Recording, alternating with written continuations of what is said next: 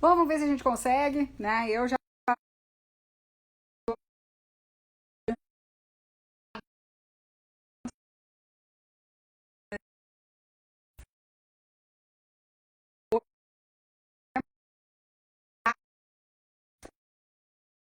da questão da gente pensar em como a gente vai lidar uh, com essa questão. Tudo bom, Felipe?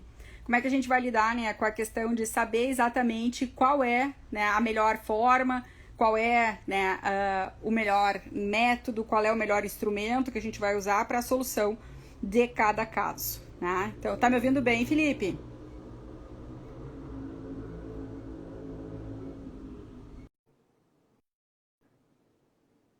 Então, a gente está esperando a Isis aqui, cheia da boa vontade, coitada. Vamos ver. Tudo bom, Isis? Tá Oi, me ouvindo? agora sim, voltamos. Eu digo, eu não Ah, sabia se era eu, se era tu que estava congelada. Eu digo, o que é que tá congelado? não, começou tu ficando congelado e depois eu me congelei.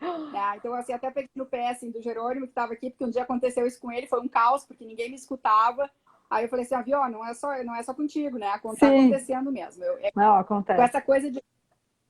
Eu até mudei o horário dos encontros para ver se melhorava, com menor tráfego, né, de gente, às 8. Vamos Sim, ver como é, sim. vamos ver como é que funciona. Bom, então, Vamos, Isis, te vamos lá. agradeço muito por estar aqui conosco. Eu tinha brincado antes, assim, né, a gente se encontra em lugares super inusitados, né? Até na madrugada em Guarulhos, né? Sim, Então, assim, a Isis, ela é mestre, ela é doutora em Direito pelo Programa de Direito da PUC do Rio Grande do Sul. Ela é mediadora certificada, ela é professora de Direito Privado, ela tem uma super experiência, né, sobre o tema e é uma guria que eu gosto muito e acompanho o trabalho há muito tempo.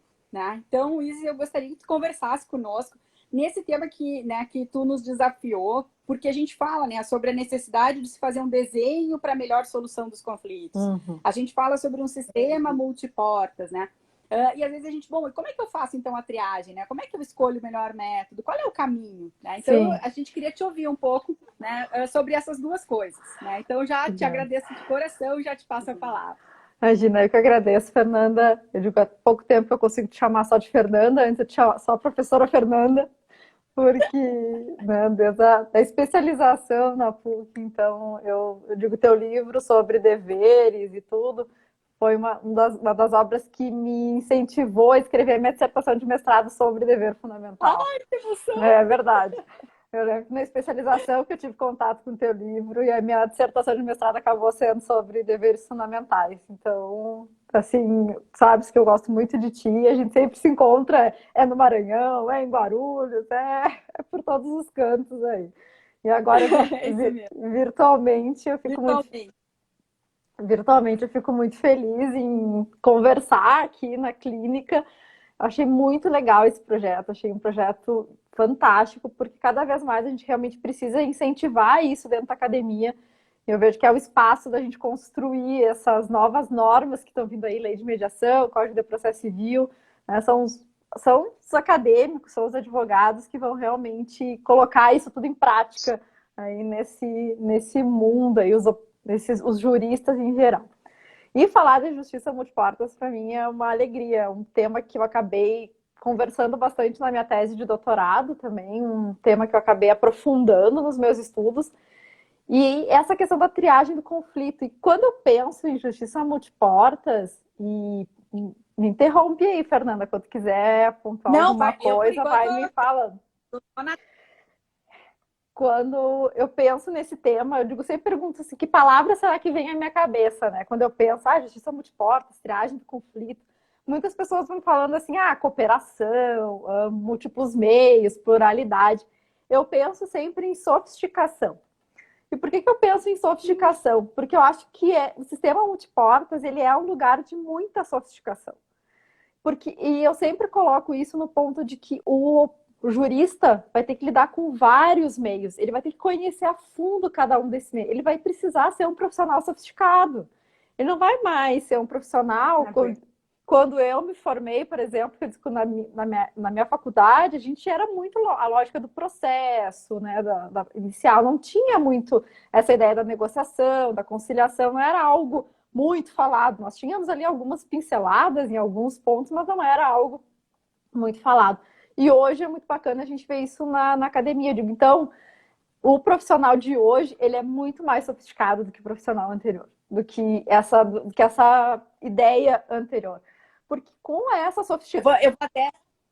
Eu vou até te interromper para dizer assim, eu não tinha pensado assim desse jeito ainda e adorei essa forma que tu fez de abordagem, porque tira também aquele lugar comum, às vezes até um pensamento meio mágico, né? Que diz assim, bom, então eu vou ser um negociador, eu vou ser um mediador, e aí como se isso não tivesse técnica, como se não tivesse que estudar para isso, como se não tivesse, né, instrumentos enfim, desenvolvimento de soft skills para conseguir chegar num ponto de dizer, ok, agora eu me sinto apto a fazer isso. Né? E realmente um estado de sofisticação. O bastantão não serve mais. Não, né? não é mais do mesmo, né? E não é mais o básico, é uma especialidade, é uma técnica específica.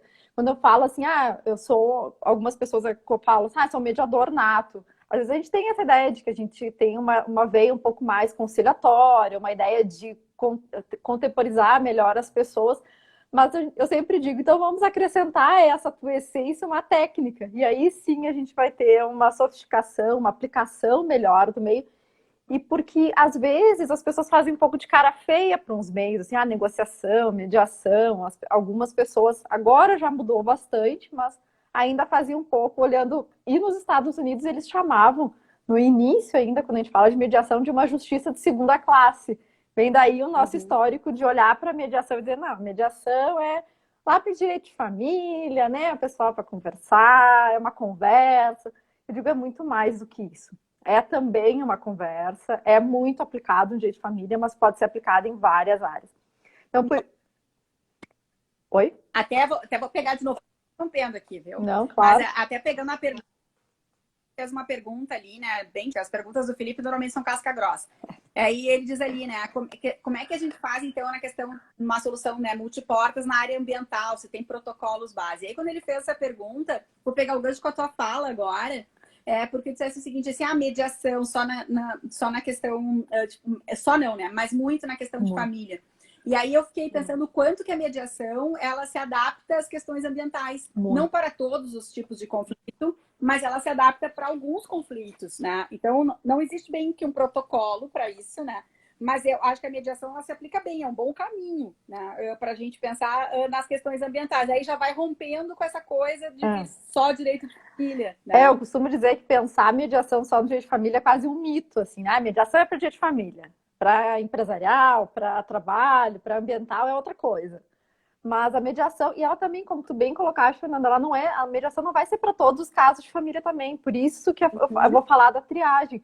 Porque a mediação não serve para tudo e para todos. A mediação serve em alguns casos, em algumas circunstâncias, para algumas pessoas. Então é nesse sentido que eu sempre falo dessa sofisticação, desse olhar mais técnico, desse cuidado. E nós temos muitos exemplos de mediação no âmbito ambiental e de aplicação de desenho de sistema de disputas, no caso de Mariana, da TAM também. Então, a gente tem ali um desenho de sistema de disputas que utilizou muitos mediadores para fazer o caminho e a questão das indenizações e tudo mais. Então, acho que não começar a colocar as coisas muito em caixas, assim, isso é só para isso é só para aquilo, isso é só para aquele outro. Não, acho que hoje em dia esse sistema de justiça multiportas, ele abre as portas exatamente para a gente pensar o conflito de forma estratégica. E é uma coisa que eu sempre pontuo nos cursos de direito, em geral, a gente não fala sobre teoria do conflito. Na nossa grade curricular, a gente não tem teoria do conflito. E o conflito, ele é um dos pontos que nós, enquanto bacharéis em direito, estudamos, trabalhamos. As pessoas vêm para o advogado com conflito. E a gente não estuda a teoria do conflito. Então, eu tenho me debruçado sobre isso e a gente tem uma ideia de conflito sempre como algo negativo, algo que não é legal, algo que não é bom. A gente fala em conflito, vem à cabeça assim, briga, disputa, embate, quando em geral o conflito pode ser observado como uma oportunidade, exatamente como uma mola de mudança. Então, olhar para o conflito de forma estratégica requer também essa mudança de olhar para o conflito. Perceber o conflito a partir de um outro lugar e não somente de um lugar, né, que não é legal. Não quero. E a pessoa quer evitar o conflito. Eu quero evitar, não vou falar para não me incomodar. Quantas vezes a gente faz isso? quando na realidade a gente pode olhar por um outro viés. E o sistema de justiça... Que eu acho que também seria... Desculpa, eu vou me Imagina, meter. claro. Porque eu acho que também seria um outro mito, né, Isis? Quando a gente fala sobre isso, é só enxergar o lado negativo. É óbvio que quando a gente chega em busca de um advogado, na busca de uma solução, é porque aquilo está incomodando de alguma maneira, né? Então, tu tens que né? Enfim, tu vai ter que passar por aquilo, tu vai ter que vencer aquela etapa. Mas nem sempre essas transformações, elas são negativas, né? A gente pode ter ali o grande momento para a virada do paradigma, não para solução, não só no direito, né, como solução, mas às vezes as próprias pessoas, né, os atores nesse processo, né, se darem conta que às vezes aquele conflito veio para o bem, né, veio para melhorar. Não, né? e não é significado, por exemplo, de rompimento no âmbito empresarial. Não precisa ser para dissolver a sociedade empresária. Pode ser exatamente para reorganizar a forma de gestão ou a forma com que os sócios vão estar ali naquele lugar, como é que eles vão organizar de uma forma diferente. Não precisa necessariamente romper. Não é só para o conflito a gente pensa, está em conflito, é para acabar com tudo, já vamos terminar com tudo isso. Não. Como tu bem, é uma ressignificação, é um processo de ressignificar aquele lugar e aquela relação. Porque o conflito ele é sempre relacional. O conflito não está no objeto, ou não está numa situação, ele é a relação. É uma relação específica entre duas ou mais pessoas. Então é a partir dali que surge o conflito. Por isso que quando a gente fala de mediação e fala de meios autocompositivos, a gente relaciona tanto com a questão da comunicação. Porque quando a gente pensa na gestão adequada dos conflitos, isso inicia muitas vezes por um processo de olhar a comunicação, de se reorganizar, fazer um desenho de comunicação melhor para aquela empresa, para aquelas pessoas, enfim, naquele cenário familiar, empresarial. Eu sempre falo do empresarial e do familiar porque a maioria das empresas no Brasil também são empresas familiares. Então, não raras... A tua observação é ótima, porque a gente vive falando sobre isso aqui, né? E até, com uma colega nossa aqui que atua no direito criminal, mas também trabalha com constelação. E aí ela estava dizendo o seguinte, às vezes as pessoas olham e dizem, constelação, ou conversa, ou um direito sistêmico, seria só para as relações familiares, né? E ela assim, gente, presta atenção que mais de 90% das empresas são familiares. E os problemas são decorrentes, às vezes, dessas relações. Exatamente. Né? Pode ir. Porque eu digo, o almoço de domingo, às vezes, vira um debate sobre empresa, ou da empresa vem uma rixa que veio da questão familiar. Enfim, tem as relações, as hierarquias familiares, essa ideia do sistema familiar e o sistema empresarial. Então, a gente está falando também de família, quando nós estamos falando na maioria das empresas no Brasil. Então, quando a gente pensa dentro dessa ideia, começa a pensar de um modo diferente, a gente começa a escolher e precisar olhar para a porta mais adequada. Como é que a gente olha para essa porta mais adequada? E esse nome, inclusive, esse Mudor Courthouse, veio dos Estados Unidos, de uma construção dos Estados Unidos desde 50, eles já vinham falando sobre isso, então em 60, ali, 70, com a conferência Pound, que isso acaba entrando mesmo em vigor como algo para evitar o inchaço do Poder Judiciário e agilizar os processos no âmbito do Poder Judiciário. E a gente no Brasil chegou mais especificamente, assim, com mais força, porque eu digo que a gente tem um histórico anterior de autocomposição, desde a nossa primeira Constituição, ainda a colônia de Portugal. Então a gente tem já uma história, uma ideia, mas isso entra assim, com mais publicização em 2010, com a Resolução 125 do CNJ, que institui uma política judiciária para tratamento adequado dos conflitos no âmbito do Poder Judiciário. Mas a gente já tinha projetos anteriores, já da Pellegrini e Gridover, né, tentando inserir no âmbito do Código de Processo Civil, enfim, várias outras legislações aí. Então, quando a gente pensa nesse sistema, não tem como ser intuitivo. Não é assim, eu acho que é processo judicial. Ou, mas olha só, acho que é mediação. A gente tem que ir para a sofisticação, como eu disse. A gente tem que ir para a técnica. Não é fazer uma triagem intuitiva, é fazer uma triagem técnica desse conflito. E a partir dessa triagem, escolhendo o meio mais adequado, elaborar um plano de gestão do conflito. Porque o que sempre me chamou muita atenção enquanto mediadora é que às vezes os advogados iam para a mesa de mediação sem nenhum tipo de preparação. Sem nem saber o que queria, na verdade, né? Exato. Nem até onde pode ir, nem exatamente o que quer. Então ele chegava com o seu cliente e aquilo ali era, vamos sentar e conversar. E eu ficava sempre olhando para aquilo, digo, gente, por que que no processo a gente se prepara para ir para uma audiência de instrução e julgamento, prepara provas, analisa o contexto probatório do processo, e para uma audiência para uma sessão de mediação a gente não faz isso.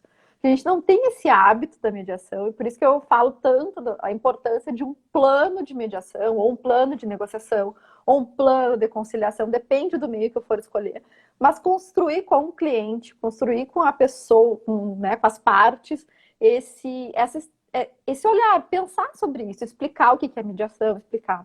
E esse tem um papel importante do advogado. Diga. Não, que eu ia te dizer assim, ó, será que esse comportamento, e eu espero que isso já venha mudando, né? Mas será que esse comportamento não tem muito como reflexo daquilo que tu disse agora no início, né? Da gente enxergar como uma segunda classe. Sim. E aí a gente se prepara quando eu tenho o teatro todo daquele cenário de uma ação judicial. Mas no momento que eu vou ali para fazer uma conciliação, vou tentar uma mediação no judiciário, não, gente, se der, deu, se não der, não deu, tô nem aí.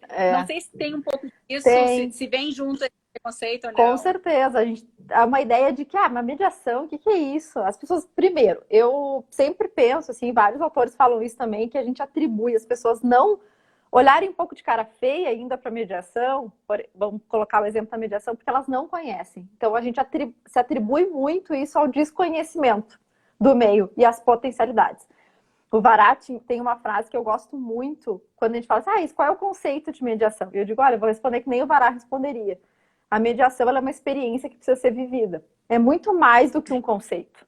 Eu não consigo colocar a mediação dentro de um conceito fechado, porque eu engesso esse instituto que é tão, tão amplo, que é cheio de detalhes e de situações que a gente pode olhar. Então, a mediação é uma experiência que precisa ser vivida. Então, eu convido todo mundo a participar de uma mediação, a conhecer esse lugar. Porque é isso, depois que tu conhece, depois que os advogados conhecem, percebem que não é ali, que a gente não vai conversar com uma conversa não técnica, é uma conversa técnica, os mediadores são preparados para isso, para guiar o procedimento de mediação da melhor forma possível, porque os protagonistas são as pessoas. Mas dando um passo de novo, voltando à questão da triagem, eu acho que é essa questão do diagnóstico, né? Os advogados, nós, enquanto advogados, falo desse meu lugar de fala enquanto advogada, hoje não mais atuante, mas desse espaço, quando a gente pega ali, por que o médico faz os exames e para prescrever um medicamento, uma dosagem, ele precisa de todos os exames médicos da pessoa, conhecer o corpo da pessoa, como é que aquela pessoa, ela tem alergia ou ela não tem alergia. Sim, uma anamnese completa, né? A saber tudo do indivíduo. Exato. Né? E nós precisamos começar a olhar um pouco mais para isso. E a gente precisa entender quem são aquelas pessoas. Aquela relação é continuada, não é continuada? Aquelas pessoas estão que tipo de relação, qual é o tipo do conflito, enfim, vários critérios que a gente vai analisar, porque não é tudo processo judicial, não é tudo mediação, não tem esses extremos, não é um 880. A gente tem que verificar. Eu gosto muito dos critérios que a Daniela Gabay coloca no livro dela. Ela fala, tem vários livros que vão tratar desses temas, mas ali ela coloca bem objetivo, assim, tipo características do conflito, os interesses e as posições das partes, porque a gente sabe que interesse é diferente de posição. Eu chego num processo posicionado, e será que é isso que eu quero mesmo? Qual é meu real interesse?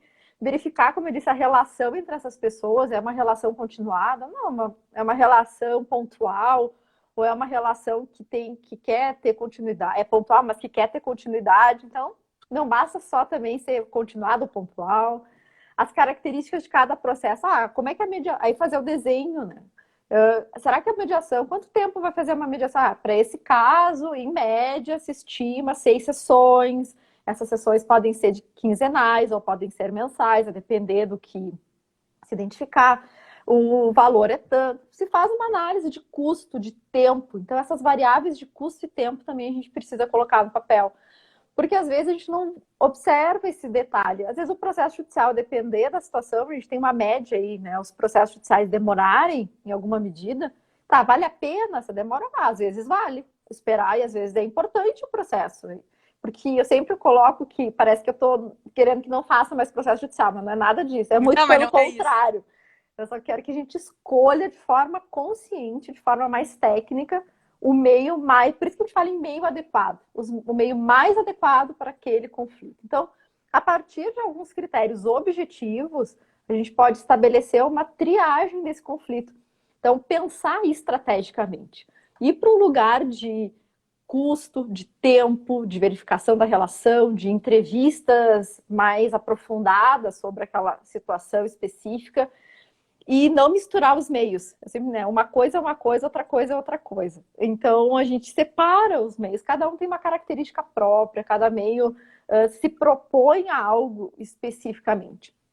Porque não é o Vará também, vou citar várias vezes o Vará aqui, que uma das bases teóricas, que não é o conflito que gera e traz dificuldades, mas é a forma com que a gente lida com esse conflito.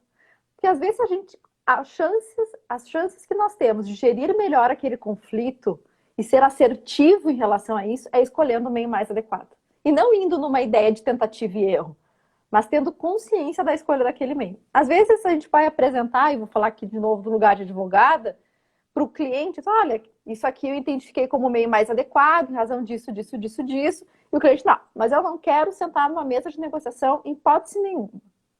Tá bem, tá tudo certo, é processo, então eu prefiro no processo. Tá tudo certo. Então, não é uma imposição, até porque esses meios autocompositivos têm uma característica de voluntariedade, a pessoa precisa querer estar ali, mas também cuidar disso, porque isso já aconteceu comigo, de chegar em mediação, às vezes, as partes chegam e não sabiam o que ia acontecer ali, faço a declaração de abertura, expliquei o procedimento e no meio do caminho fui interrompida e não, a gente não tem o que falar, não temos acordo, não queremos mais falar disso. Aí eu resolvi. A gente não queria se olhar. A gente não quer nem se olhar. E eu disse assim, ok, gente, eu só queria ter a oportunidade de apresentar para vocês o meio. Depois que eu terminar essa apresentação, vocês podem me dizer, então a gente pode fazer o encerramento. Eu só queria ter esse momento rapidamente de apresentar para vocês um pouquinho. Depois que eu apresentei, expliquei como é que era o procedimento, eles se olharam assim, eu quero ouvir mais sobre isso aí. Então, é o desconhecimento, muitas vezes, é esse lugar. Até a Flaviana colocou ali uma pergunta que podemos afirmar que alguma especialidade do direito demande cuidados específicos na mediação? Como, por exemplo, Flaviana, eu acho que quando a gente vai para uma mediação, acho que todos requerem cuidados muito específicos. Por exemplo, eu acho importante um mediador na área empresarial conhecer de direito empresarial. Não adianta eu ir para uma mediação empresarial e não entender nada de sociedade, de societário, não compreender como é que esse universo funciona. Exemplo, eu vou numa mediação numa empresa de tecnologia e eu não sei nada de tecnologia, eu não tenho noção da linguagem tecnológica, que é uma linguagem diferenciada. Não, eu preciso conhecer o lugar dos meus medianos. Então, acho que quando eu falo em cuidados específicos, é esse cuidado. Mas aí eu acho, Isis, até vou pegar aqui uma deixa, né? Eu acho que talvez isso também seja o novo olhar do advogado nesse novo cenário, Sim. né?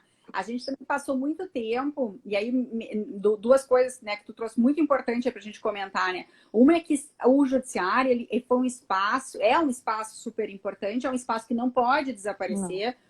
Mas não pode mais ser visto como um único espaço. E a gente viu como único espaço por inúmeras razões, né? Porque a gente precisava desse acesso à justiça, porque a gente precisava poder exercer esse direito fundamental, essa facilitação, e aí a gente foi buscando, né, essa representatividade para resolver os nossos problemas através da mão do Estado.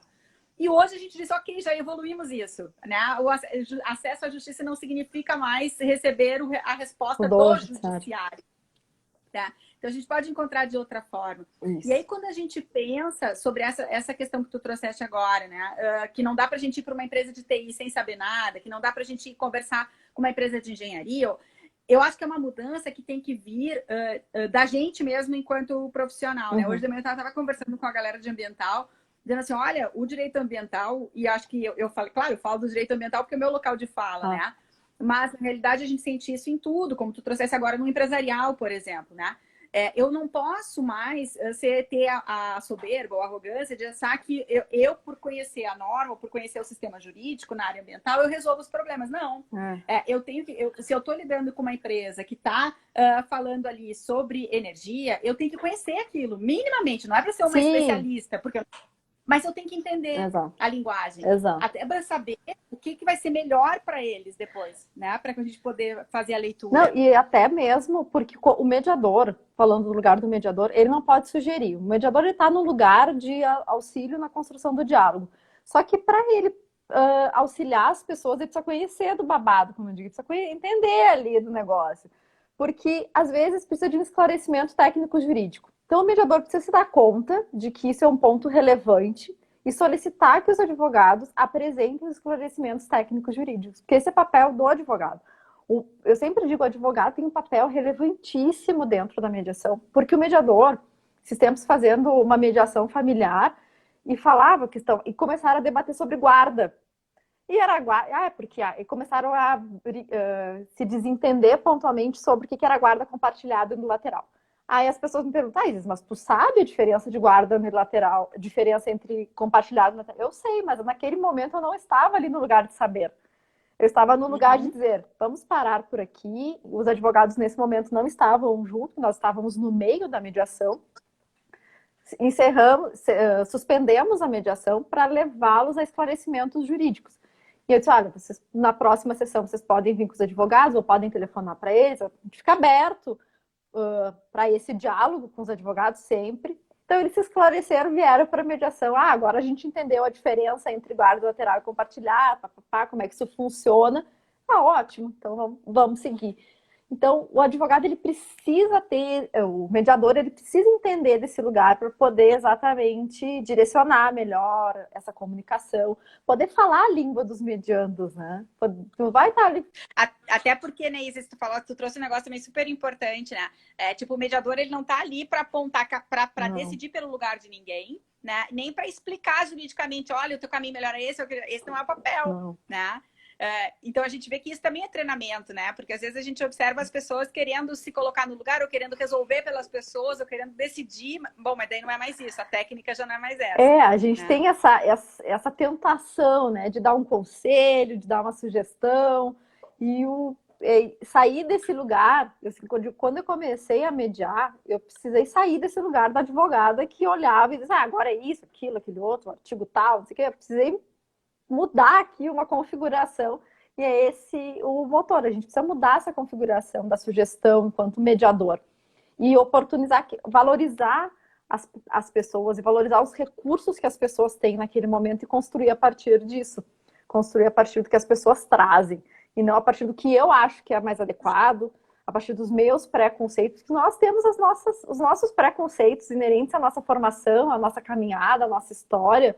E é natural que tenhamos isso. A questão é que a gente precisa se dar conta e afastar esses lugares, né? Colocar esses lugares.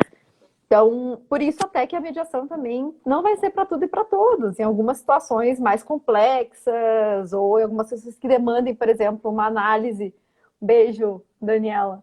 Uma análise mais específica, a gente vai precisar, por exemplo, laudos periciais complexos, etc., coisas que demandem uma construção probatória, na mediação não vai ser o meio adequado. A gente vai precisar de outro meio, buscar outro lugar. Então, por isso que é tão necessário a gente olhar para cada uma dessas portas, e eu gosto muito dessa... Tem um artigo do Alexandre de Moraes que ele fala que a gente está saindo de um sistema único de justiça para um sistema de justiça multiportas.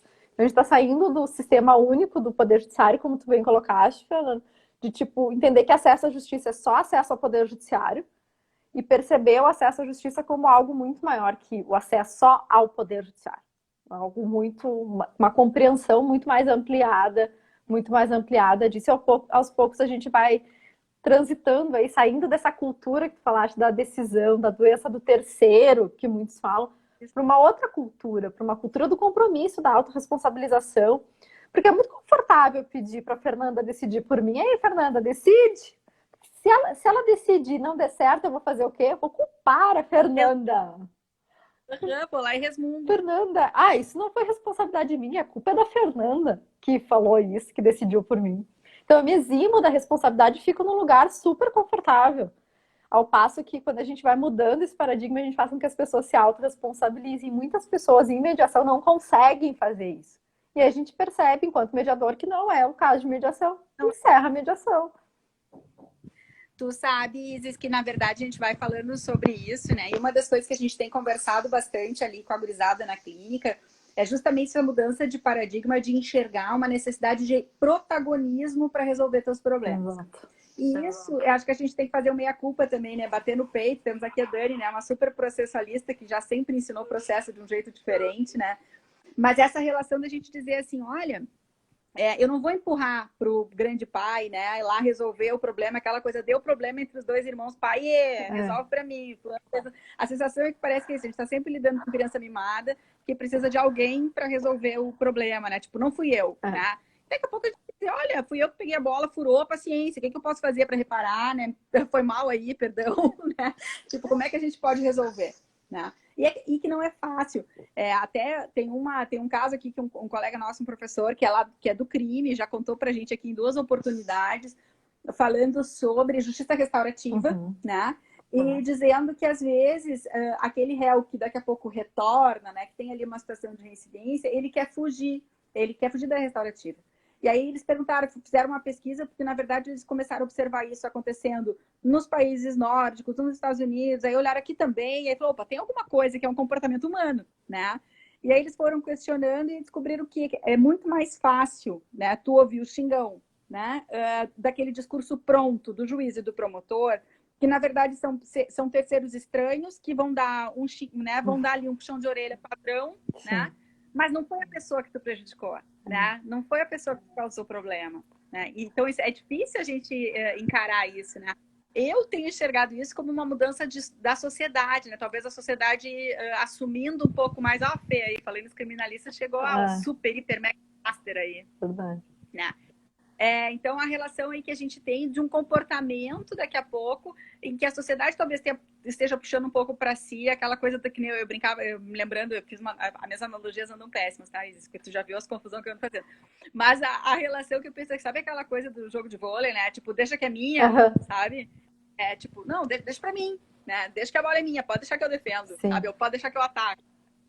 Então, talvez seja uma mudança de comportamento. Eu acho que sim, é uma mudança de comportamento, é uma tomada de consciência do seu lugar enquanto ator social também, né? Eu me coloco num lugar, uma consciência do meu espaço, do meu eu dentro desse lugar chamado sociedade, se a gente começar a ampliar essa situação. Por isso que a mediação a essência da mediação, ela é uma mediação comunitária. Né? A mediação surge no ambiente comunitário, trazendo muito esse lugar de pertencimento, de presença, de estar no lugar, por isso falo muito em empoderamento também. Eu prefiro falar desse lugar assim de a gente estar presente, de se apropriar do meu lugar, das minhas responsabilidades, dos meus atos, das minhas ações. Então olhar para isso não dói, né? Olhar para isso pode ser muito dolorido. E é nesse... Mas necessário. Eu vou arrumando o telefone e vou virando a cabeça. Sim, é dolorido, mas é necessário, né, Isis? É fundamental, porque é aí que a gente consegue estabelecer relações reais. E relações que são verdadeiras nesse lugar. Assim, não, é isso aí, toca que a bola tá comigo. Pode deixar. Aqui sou eu que vou bater agora. Então eu consigo assumir o compromisso, eu consigo me responsabilizar por aquilo ali. Eu consigo construir relações que a cooperação, a colaboração, eu digo, o Código de Processo Civil trouxe algo muito legal no artigo 6º falando em cooperação, trazendo toda essa linguagem diferente que a gente, para um processo civil que antes não, com algumas exceções, como tu já colocaste, mas que a gente tinha um processo civil muito focado no litígio, no embate, e a questão do que para eu vencer o outro tem que perder. A gente tem muito essa ideia, às vezes assim, para eu ser vencedor, o outro tem que perder. Por que a gente não pode ganhar junto? E a questão, né, essa mudança no processo, né, para mim, às vezes eu fico pensando, né, porque comecei a lecionar, né, no processo civil. Então, assim, ao mesmo tempo que eu tenho um apego, assim, um carinho e tal, ao mesmo tempo também eu quero distância, assim, né, porque eu acabei, para mim, sempre foi um instrumento, né, de trabalho. Mas aí, olhando, uma coisa que a gente viu é o seguinte, olha, a gente tinha lá no Código, né, de 73, também a gente falava em colaboração, sim, mas a gente falava em colaboração querendo sancionar, né? Eu vou responsabilizar quem não for. Então era mais uma noção de incutir culpa, responsabilidade. Então, não era uma noção de, tipo, vem junto, vamos me dar a mão, vamos Isso. colaborar, vamos atuar junto, É. né? Mudou a lógica da coisa, É, né? vamos construir junto. Essa lógica da parceria, que alguns autores falam dessa cooperação mútua para a gente fazer, chegar no lugar, perceber que para eu atingir o meu interesse, muitas vezes eu vou precisar passar pelo interesse do outro. Eu vou precisar, o outro vai estar, e a gente vai precisar se cruzar, e para isso acontecer de forma mais saudável, a gente vai precisar olhar para os interesses. E muito disso vem também desse lugar, assim, da gente olhar para o que a gente está sentindo. Que a gente tem uma confusão aí quando a gente vai para esses espaços, falar de sentimento. Digo, não, mas é preciso reconhecer esse lugar de necessidade, de sentimento, para a gente poder identificar qual é o nosso real interesse. Por que eu fiquei brava? Por que eu estou irritada com isso? Por que eu estou brava com aquilo? Enfim, a gente precisa ir contextualizando todos esses lugares para perceber o que realmente eu quero. É aquele exemplo clássico da laranja, né? O que eu quero? A gente está brigando pela laranja. Mas qual é o teu interesse na laranja? Não é simplesmente eu quero laranja por eu quero laranja. Não, eu quero a laranja por algum motivo. Então eu vou investigar qual é o motivo que eu quero essa laranja. E às vezes esses interesses não necessariamente são excludentes. Esses interesses eles podem ser complementares, as pessoas podem ali unir forças para construir, ressignificar, gerar opções, enfim, a partir de todos esses lugares. Que é o que a gente brinca, né, com essa coisa, com esse exemplo da laranja, mas às vezes a gente fala e os alunos falam assim, mas eu não entendi. Falei, gente, pensa na avó, sabe? Tem vó que vai querer a casca da laranja para fazer doce. E para Exato. ti a casca da laranja não serve para nada, entendeu? Então, tipo, a tua avó, a casca da laranja é bacana, para ti é o suco. Então, assim, às vezes vocês estão se matando, mas era só sentar e dizer assim, olha só, né? O que cada um quer aqui? É. E aí a gente volta o papo do início, quando a gente estava falando da necessidade de ter técnica, Uhum. né? Porque não adianta aí, né, aquela coisa, eu sou um mediador nato. É óbvio que a gente tem talentos, né? As pessoas têm algumas que têm mais facilidade para se relacionar, Claro. são mais tranquilas, né? Inspiram confiança, inspiram tranquilidade, ok. Mas isso só faz com que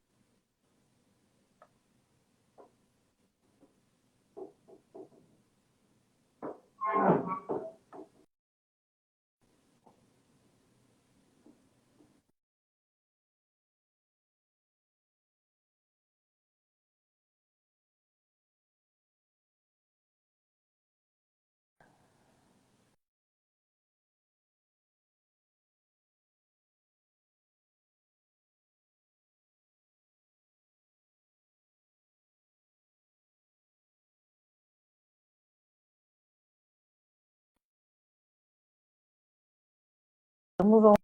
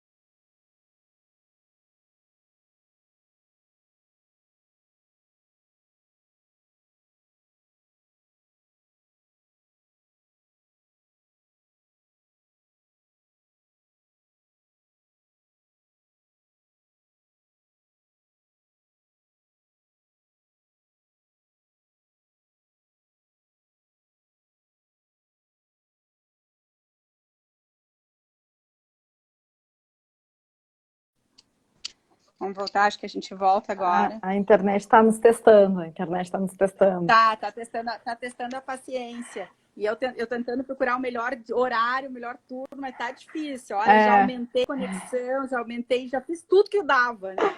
Não, e eu sempre me acho que quando há esses imprevistos na mediação, quando a gente tem as pessoas, mas a mediação não tem uma fórmula, uma receita, de gente, cada relação é uma relação. Cada situação, então a gente vai... Não perde. O nosso novo membro aqui para a gente fazer a nossa transmissão. Aqui, ó, ele gostou muito da ideia de trabalhar a mediação. Esse é o Teobaldo. Ó, Teobaldo. Vamos lá, vamos em frente. E exatamente esses imprevistos que a gente tem que lidar. Então, ele lidar com toda essa imprevisibilidade das relações humanas, que são totalmente imprevisíveis. Então, a gente não tem uma fórmula mágica sobre mediação. Por isso que eu sempre me acho que os mediadores são eternos profissionais em formação. A gente está sempre em formação, a gente nunca está pronto, a gente está sempre estudando e se aprimorando, porque a dinâmica relacional e a dinâmica das pessoas sempre vai nos surpreender. Eu não tenho um caso de mediação que se assemelhe a outro. Todos, assim... Não, é que não tem... Até o Felipe tinha perguntado no início, né? Temos um padrão, um protocolo? Não tem, né? Não tem. Não tem. E Isis, deixa eu te perguntar uma coisa... até para né, que a gente está com o tempo já andando, eu fiquei curiosa de, por exemplo, tá? Quando tu faz análise para fazer a triagem desse material, tu determina para ti algumas coisas do tipo modelo, atividade, conflito, tem alguns requisitos básicos que tu chegas a montar para estabelecer a possibilidade da escolha? Sim, eu costumo falar que esses critérios objetivos de triagem, eles antecedem o conflito. Então, o ideal é que eu possa criar os meus critérios objetivamente. Então, nós temos alguns instrumentos a nível internacional sobre isso, os que eu citei, da professora Daniela Gabay, outros livros vão trazer outros, tem um da FGV também que pontua algumas coisas.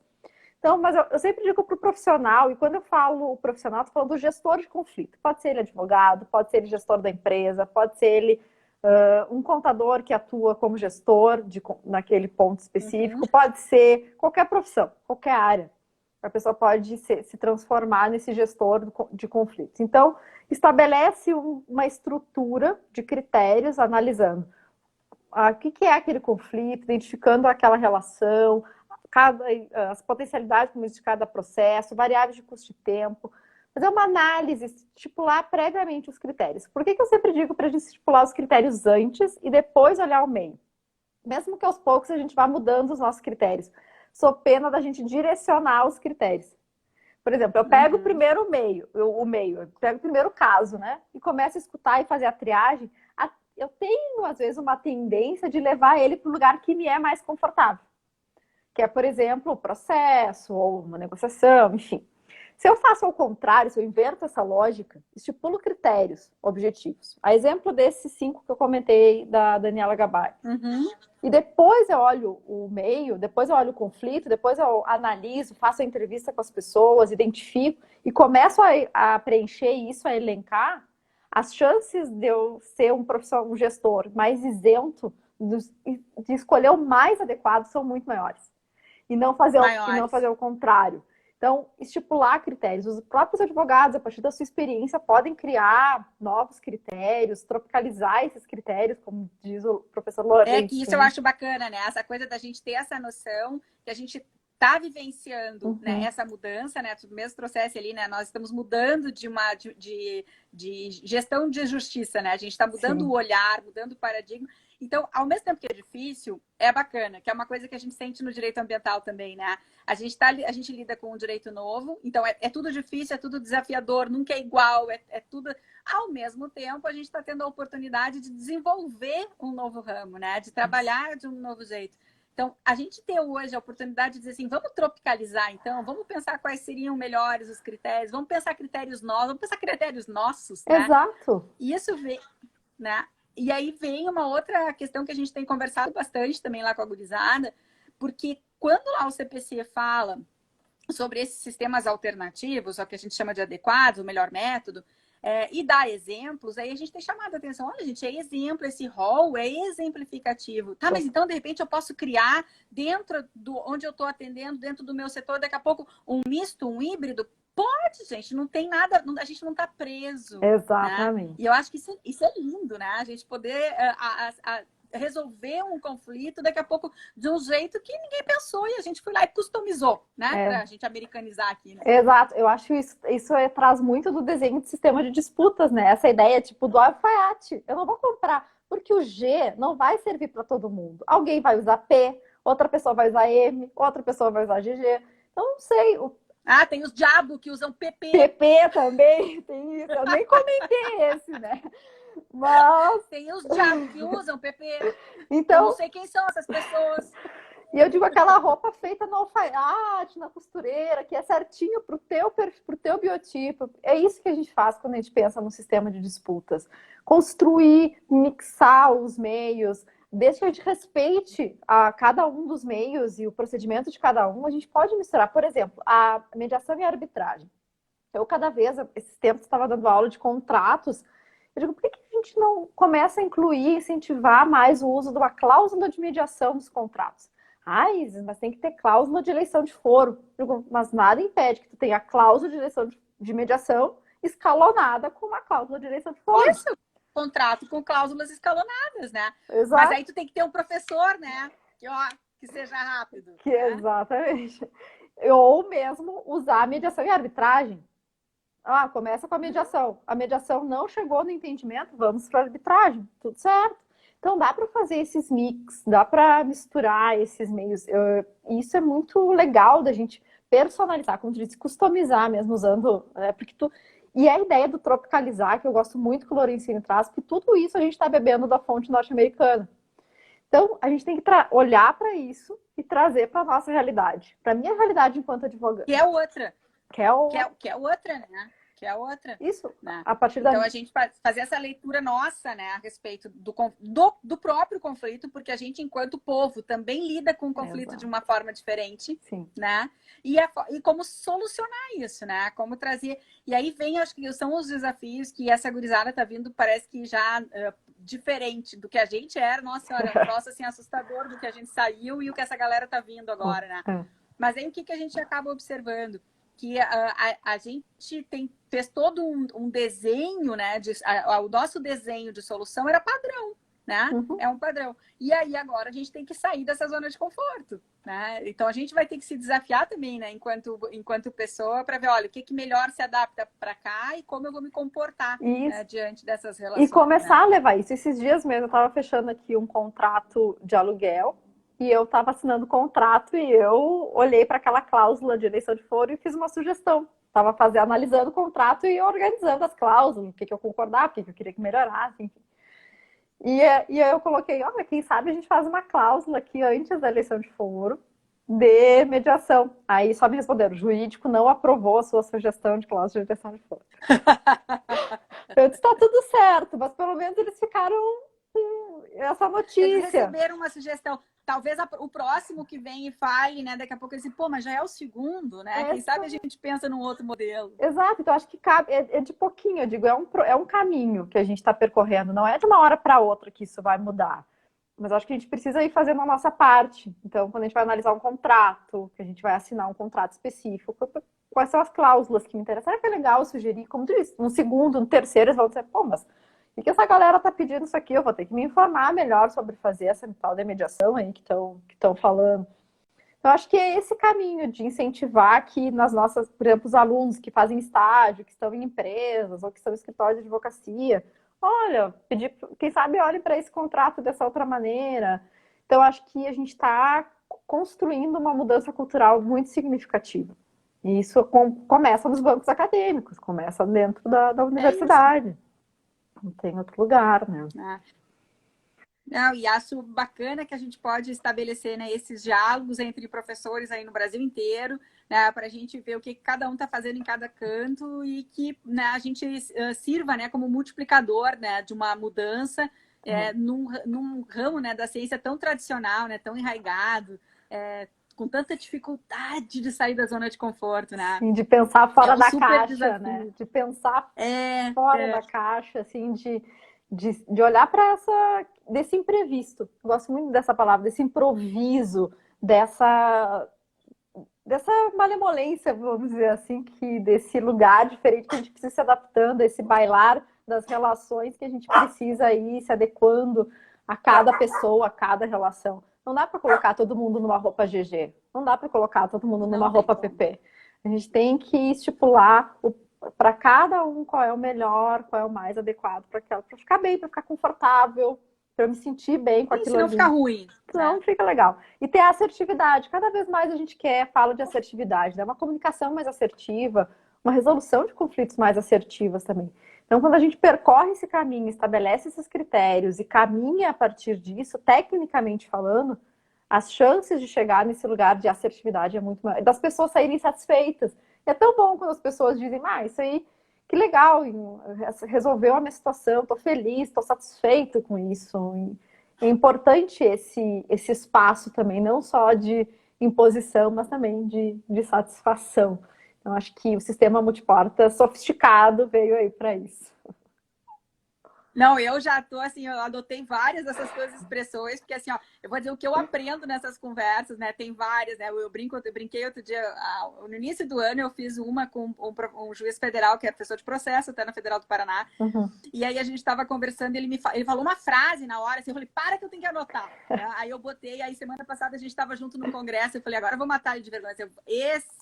Eu vou dizer uma frase pro professor fulano, porque essa frase é excepcional. Já anotei 3 tuas aqui, ó, eu dou a fonte. Né? Eu dou a fonte. Mas eu acho Isis, olha, muito... Fale. Não, só ia dizer que esse espaço de troca que é bacana, né? Acho que desse espaço da gente construindo com o outro, né? Essas relações e o conhecimento é o que engrandece a ciência jurídica, é o que engrandece as nossas relações e tudo isso que está acontecendo. E essa possibilidade de conexão agora Porto Alegre, São Paulo, e a gente tem que poder fazer essa troca é muito, muito, muito bom. É genial, é muito bom. A pandemia trouxe muitas coisas horrendas, horrorosas, mas isso acabou, de alguma maneira, facilitando. Né? Antes a gente tinha muito mais dificuldade, porque a gente pensava tudo presencial, e agora a gente incorporou, que a gente pode estar perto mesmo, estando longe. Isis, olha, genial, adorei. Já vou te deixar aqui um convite para pegar outras dessas roubadas. Amei mesmo a conversa.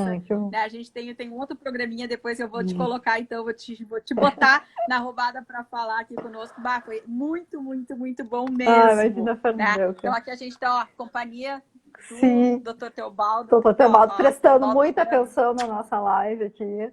Não, é a primeira vez que ele pula para assistir. Viu só? Que tema interessante. Ele se interessou. Ele se interessou. Ele normalmente não fica perto. Fernanda, eu só tenho que te agradecer de verdade, de coração. Obrigada também a ti. Foi muito bom. Vai ficar à disposição e depois eu te mando também o link. Com certeza. Tá? Beijo, muito, muito. Beijo. Obrigada, gente. Obrigada a todo mundo que ficou aqui com a gente também. Beijo, Cláudia Barbedo, também. Beijo para todo mundo. Tchau, tchau. Só que bacana. Até a próxima.